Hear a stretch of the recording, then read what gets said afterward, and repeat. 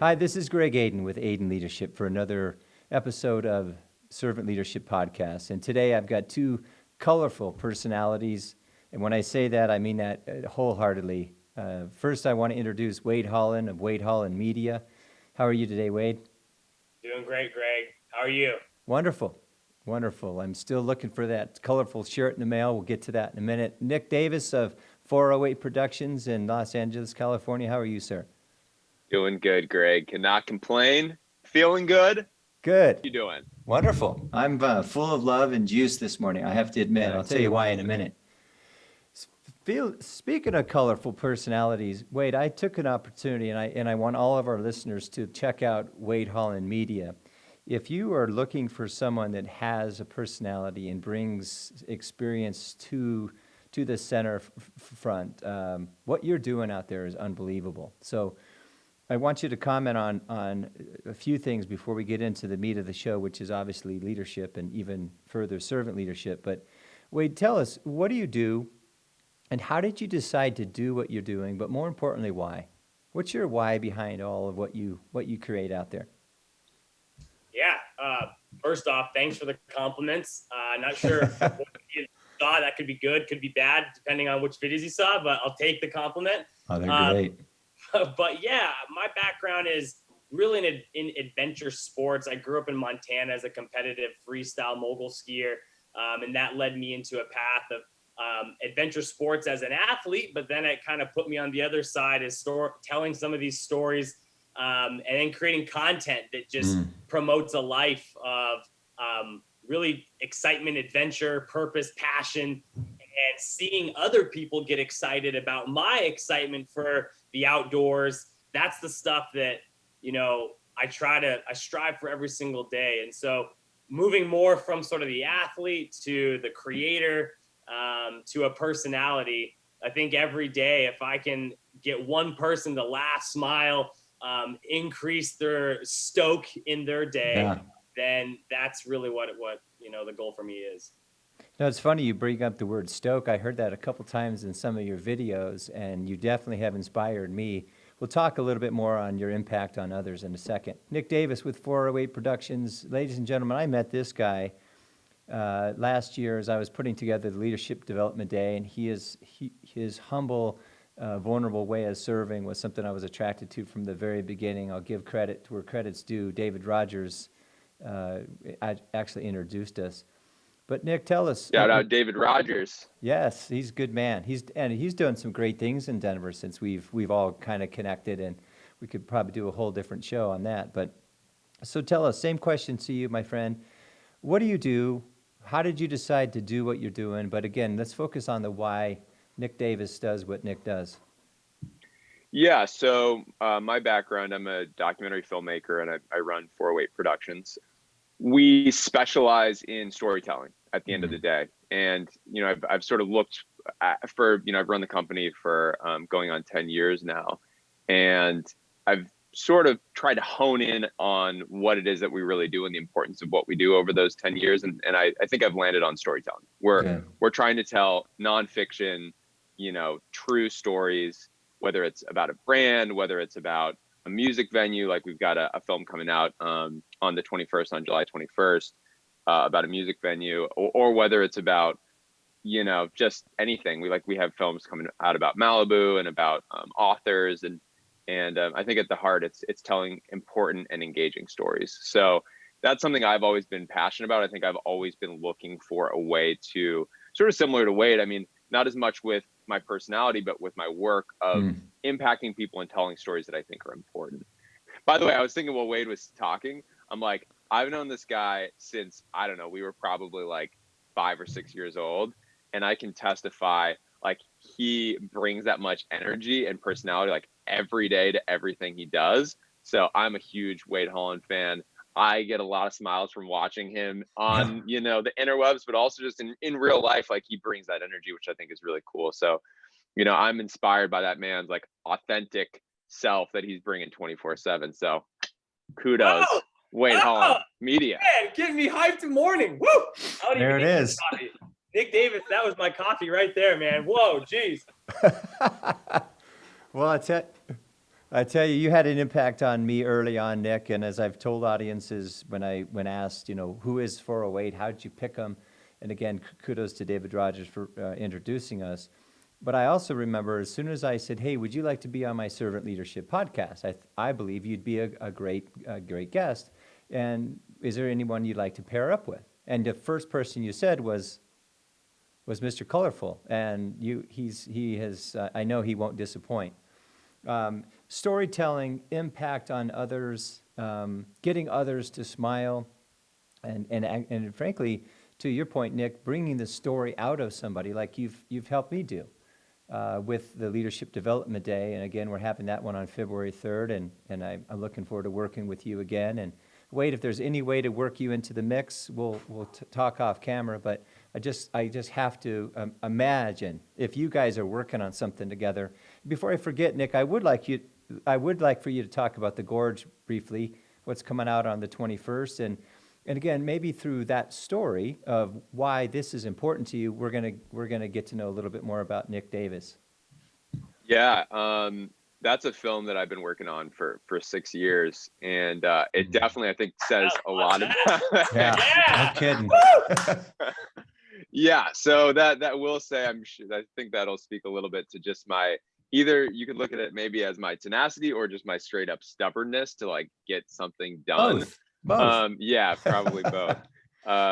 So yeah, we've been pushing through on that one for a long time, but it's a cool film. It's the official documentary on the Gorge Amphitheater in Washington. So for those who may not be familiar, the Gorge has become an iconic music venue that is in the middle of Washington State. It's a 30,000 person music venue that's in the middle of nowhere. Interesting. Yeah, Jason Mraz. We interviewed a lot of amazing musicians for the film, like Dave Matthews, Jason Mraz, Pearl Jam, and a ton of others. Jason Mraz, he has a really cool way of describing it because it's amazing how many people have never heard of the Gorge, actually, for how iconic it is. Right? Yeah, it's like people who know about the Gorge are like, love the Gorge, like that's an amazing place, or I want to go there. But a lot of people have never heard about it, and so he's like, how do I describe this? Like the best way to describe it is like you're watching a show on the edge of the Grand Canyon. It's just this incredible expanse. The Columbia River sort of flowing in the background. And yeah, so we've made this film about it. It's going to be in theaters nationwide, every major market, I think around 250 theaters nationwide on Awesome. July 21st. So check it out. No, I've tickets are purchased for me here in Denver. So Wade, tell me, just think about all the cool experiences you've had, and maybe boil one or two up to the top, and how are you showing up as a leader, or perhaps who was a leader in those events or those experiences, where you said to yourself, I'm showing up almost the best I can, leading this group, or him or her. How did they show up? And it may have clicked in your heart or your mind and going, wow, this is an example of leadership. Anything come to mind? Well, that's a huge question. How weird of an experience do you want me to give you? Whatever is in your head and heart, and I can only imagine. So you go weird if you want, or just do whatever. So what comes to mind, probably because I've just been looking at a project recently, bringing this back, and Nic was actually going to be potentially at this with me, that he wasn't. So I think he's kicking himself in the pants for doing this, not coming with me. But a few years ago, I went up to rural Nevada to compete in this sport called ostrich racing. And it's kind of a localized sport with some very rich history and culture, but it dates back to the late 1800s. And it's about people being ostrich jockeys and racing these ostriches in these rural areas in Nevada. And one thing that I've been seeking out are kind of these unique adventure games, sports, histories, and getting my feet in the dirt and actually doing these, meeting the characters, competing in them, telling these stories a little bit. And I guess where I'm going with this on the leadership side, one thing that I really stand for is kind of finding your own path, finding a way to do it your own way. When everyone's looking over here, maybe go over here if it makes you uncomfortable, that's a good thing. That means that you're going to be pushing yourself in a way that you're going to see some new progress, new development. I think some of the most innovation happens in those most uncomfortable situations. And in that situation, I had never ridden an ostrich before. I didn't know anything about this sport. So I was kind of thrown into this, but everyone who was there was either very experienced in competing in this sport or knew all about it. And I was a complete newbie, but I approached it in a way that said, hey, you know, I want to learn about this. Teach me how to do this. And it was an incredible experience just by being able to ride the fastest two-legged animal on the earth at 50 miles an hour. That was wild. But more than that, you know, it was able to push me into a realm of saying, okay, if I'm unfamiliar with something, if I'm uncomfortable about it, you know, approach it head on. And I think showing other people that, you know, the ostrich was like a metaphor. It doesn't need to be go out and do ostrich racing, but if there's something that it does mean that actually. Ostrich racing actually. But if you're unsure, if you're uncertain about something, or at least if it seems like an outrageous activity or challenge that you're facing, I think just diving into the deep end is sometimes the best way to approach it. You know, it's funny, we had two very powerful female leaders on the show last week, Emily Robinson from First Bank and Lori Oswald with InterraWorks. And Emily mentioned, when you're asked to do something, just say yes. You may not be ready. You might be uncomfortable, but just do it. And I don't know if you were asked or you invited yourself to do it, but when I saw the video of you doing that this morning, I have to admit, I got a little jealous. I wanted to ride an ostrich. So if Nic's not available next year, just give me a jingle. I'll try that. Have you ever barefoot water skied by chance?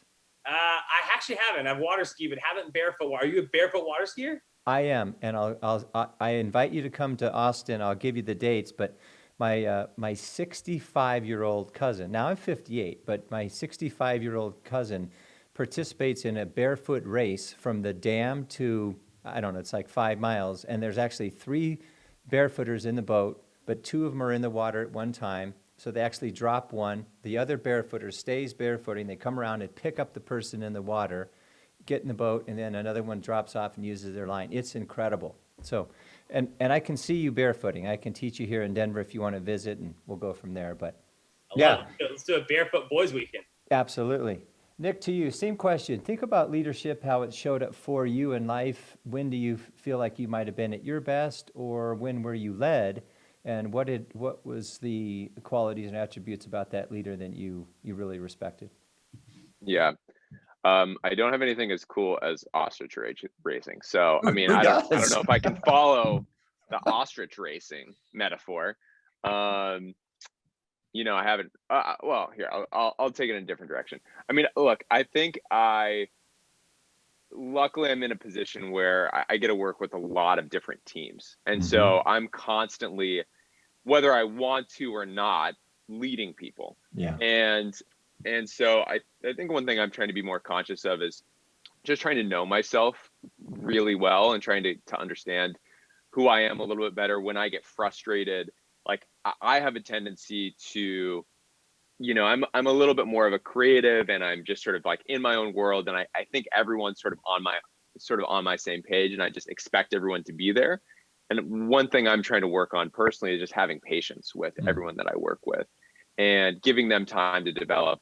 I'm always trying to figure out how I can bring people in, get people excited, get people involved, make people feel invested, and then just be patient with people to give them time too, because I just want to go. You know, I want to make things happen. I want us all to be on the same page and be clicking, but it takes time, you know. So those are a couple of things for me. Well, I tell you, working with you, Nic, I would tell you I experienced intention, professionalism, and then on set, so to speak, getting prepared for the day and during the day. You were absolutely patient. But I would add to what you bring is presence. People follow you because you were calm and cool and you knew what you were doing. Now it was all well planned out. But under that hat is a very patient and present man. And I tell you, you're a joy to work with. And you led our project as well as I can imagine. Thanks so much, Greg. And that's so much.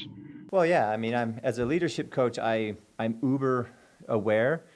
But when I'm patient and present, and I said this on stage at the show you filmed in February, especially with my kids, being patient and present is the only way to lead.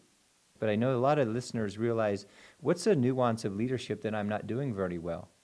And some of it starts with just being present and having patience with the people around you, because then they feel seen and heard and understood. And when you lean in, you invite them to lean in as well. And all of a sudden I don't mean you should be forehead to forehead, but that's where the juice is. That's where the fun things happen. Totally. It's cool too. I mean, when we just had a meeting the other night with a bunch of our core team members, and we're a small team, but we're growing. And it's cool to see people when they get, when they start to get more invested in the company and they start to really believe in it. And that's a great moment. So I love that. Yeah, we can only invite. Wade, tell us another example of something that or perhaps a project you're working on, and how do you have to show up as a leader in that project? You mentioned the GoPro Mountain Games, and that was a project that we just got off of last month. And that was an interesting project for me because it put me more in a position as managing and directing these teams, and less as a personality on camera host. There was that component, but how this project worked is we were creating these video series leading up to the Mountain Games. And then when we were at the event, we were working with outside television to produce and create all these different segments. And something that I struggle with is a lot of people see me one way, as this wild and crazy character shot out of a cannon. Yeah. And there is a lot of energy, of course, with what I'm doing, but a lot of times people misinterpret that as not as focused or not as intentional in what I'm doing. So that was a unique project for me, because I hadn't been in that situation as much as maybe someone like Nic, or as maybe as other people in those situations. So it was awesome, but I think I came out of that as a stronger leader. And also I think it's important to say, something in leadership is just, when it gets hard or when you don't want to put in the work, that's when you really need to put in the work. When the challenges start building up, I think a lot of times people will say, all right, I'm going to go this way. I really try to say, steer the ship directly into it. Yeah. I tell you, I interview a lot of great leaders, and I mean that sincerely, and I read a lot of stuff, and something you mentioned earlier resonates completely, and I want the audience to hear it again, that don't take yourself so seriously, but definitely take what you do seriously. A, you're getting paid for it, and B, lots of people are relying on you, depending on you, watching you. So love that, and that's a great lesson for all of us, Wade, especially, me as a dad. I have to take safety and being kind and considerate seriously, but in terms of fun, we're off the charts. So I know, Nic, you and I chatted about servant leadership from the very beginning of when we met, and to me, servant leadership is simple. It means to serve first and lead second. I'm just curious, how familiar are you with the term, and if you are embracing it, how might you be embracing it, and if not, where have you seen it perhaps in your relationships? Yeah, it's funny. I feel like I hadn't heard the term until I met you. And so it's something that I've been thinking about more throughout our relationship over the past year. And one thing that really stood out to me in a previous podcast that you did actually with David Rogers from our company, you both were talking about treating your employees and your colleagues like clients, basically. And it's something I still am trying to integrate sort of into how I work with people. But really looking at everyone that you're working with at trying to figure out what they need and how you can help them and how you can serve them, versus just being like, you're here to help me. And I just had a great conversation with one of our new hires, a new junior producer at 408. And I was just like, how are you doing? What do you need? How are you feeling? It's been, she came in I think about a month ago, and we're doing this theatrical release, and there's all these projects. And so there's a lot, and she's coming in totally fresh. And we just sort of were able to work through some of the things that I knew she was working on, but maybe I didn't realize how much time she was putting into those things and trying to take a little bit off her plate in some areas. So it just enabled me to look at it a little bit. I think to look at her a little bit differently and look at some of the people that I work with a little bit differently. Yeah, I think that just sort of I think it made her life better. I think it made the company better because I was able to do that. Well, first of all, I'm warm inside thinking about what you just said, because first of all, you said the magic words, how may I serve you? How am I doing? What are you doing? How are you doing? Because and again, this came up the other day, and I believe curiosity, sincere interest in another human being. Yes, it's good for the team. Yes, it's good for the company, but it's more important for the relationship. But what you're focusing on and what servant leadership style allows us to do is create a deeper, authentic, meaningful relationship. And as weird and weak as that may sound, show me a man that's humble and vulnerable and courageous, and then sit there and tell me he or she is weak. They just aren't. So God bless you for doing that. Wade, same question to you. If servant leadership resonates at all, how does it show up in your life? Maybe an example of where you've heard it, or just openly honest. What do you know about, and what do you think about servant leadership? Yeah, same as kind of what Nic said, is I really started digging around once I learned about you and the concept that you really push out as being servant leadership. And, I think it's important for me, as I was kind of mentioning before, to say, lead by example. Mm-hmm. and showing that,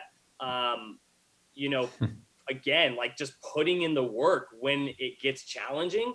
I think a lot of times, like I said, that's when some of the magic really starts happening. Is, I've been really getting on this kick of starting my day at 4:45 a.m. and starting up really, really early in the morning allows me to really get a lot of clarity. But the people I've worked with, I've had them say to me before, like, that motivates me that you're starting so early to get going on things. And it's true for me, because I saw people I look up to who I was getting emails from them at 4:45 in the morning. And I was like, wow, this person is putting in the effort.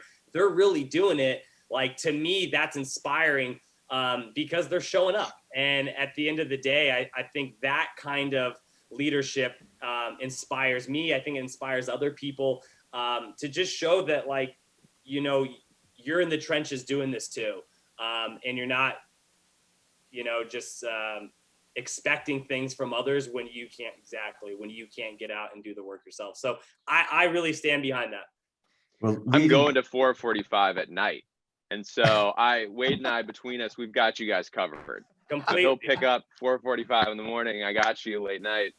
That's perfect. I'm a late nighter, but I tell you, I've enjoyed getting up early in the morning, and I'm doing what's called PQ reps. I'm in this positive intelligence pod. It's a accountability group, but it's all about literally stopping when you feel triggered. It's about stopping when you feel like you're judging or being judged, and that's just one small example. And literally recentering, and I don't mean meditation. I mean literally in the moment. I want to get better, and if I continue down this trail, I'm not going to. But back to your lead by example, one of the most important things leaders can do is be an example. Say less, listen more, lead better. And whether it's 4:45 or 6:10, it doesn't matter. It's just the actions, I think. Yeah, absolutely. You're right. They're watching Wade show up. And I had this conversation this morning with a client that's part of a big nationally renowned hospital here. And we were talking about his review. And it's interesting that even a hospital with so much notoriety still subscribes to the competency model as almost 80%, and I'm a 50% competency. Thank you, Nic, you did a good job, here's all the check marks. But how are you showing up? How are you showing up as a leader? How are people following you because you set the right example? How are you languaging, behaving, relating? And again, I put a lot of it into a simple context because my two most favorite clients are called Brooks and Jackson, one's 10 and one's 12. And how I show up for them every day will absolutely influence their life and their relationships. And then when I'm no longer here, I can only imagine that they are going to go on and inspire other human beings as I did, if they wish. But all I can do is show up as powerfully as I can every day. And I notice them watching me, and I know you noticed your folks watching you, Wade, and we don't need to say much. We just need to behave in a way that's kind, considerate, and integral, accountable, courageous, all the things that servant leadership stands for. But gentlemen, I wish we could all three get together and do something fun, and I know that'll happen at some point. I'm going to be in Southern California in October. Perhaps maybe we can get together then. If not, I'll fly out there, and let's do something unique. Let's put ourselves in an uncomfortable position, shall we? Yeah. Oh man, if you're gonna open that door, Greg, that could get dangerous real fast, my friend. We'll find some uncomfortable things to do out here. I promise you that. Well, as a competitive, interested athlete as I am, I tell my boys, I said, I'm not great at one thing, I'm good at everything, and I say that with all humility, but I pretty much back it up. I just want to say again, Wade Holland from Wade Holland Media, thank you very much. I appreciate not only how you show up, but what you're doing for others. Just keep rocking. And Nic Davis, I can't wait to work with you again on February 3rd with another episode of our Leadership Development Day. By the way, I'm going to say it right here on camera. We're going to get 3,000 people online this year. Awesome. Love it. Yeah. So anyway, carry that with you through the rest of your day. And again, I appreciate you gentlemen very much. And for everyone listening, thank you. This is Greg Aden with Aden Leadership for another episode of Servant Leadership Podcast. God bless.